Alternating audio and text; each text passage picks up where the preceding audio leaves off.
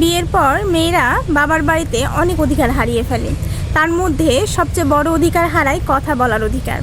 কোনো কিছু একটা হলে তাকে জানানো হয় না, কিংবা যদি সে বলে কোনো একটা বিষয় নিয়ে মন্তব্য, তাহলে সেটাতে বলা হয় যে তুমি তো এই বাড়ির কেউ না, এখন আর তোমার বিয়ে হয়ে গেছে, তুমি এখন অন্য বাড়ির মানুষ।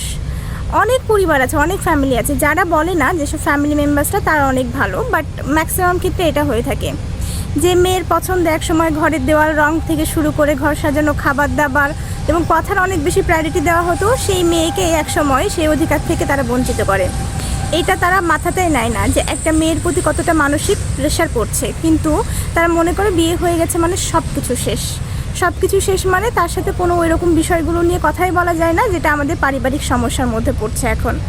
সো এটা প্রত্যেকটা ফ্যামিলি মেম্বার্সকে বোঝা উচিত, কারণ মেয়ে মানুষ যখন নতুন একটা বাড়ি থেকে অন্য একটি বাড়িতে যায়, তখন তার মধ্যে এমনিতে অনেক বেশি মেন্টালি ট্রমার মধ্যে যায়। তার উপর যখন ফ্যামিলি মেম্বার্সরা, বিশেষ করে বাবার বাড়ির মানুষেরা এরকম কথাবার্তা বলে, তখন আরও বেশি মেন্টাল প্রেশারটা পড়ে।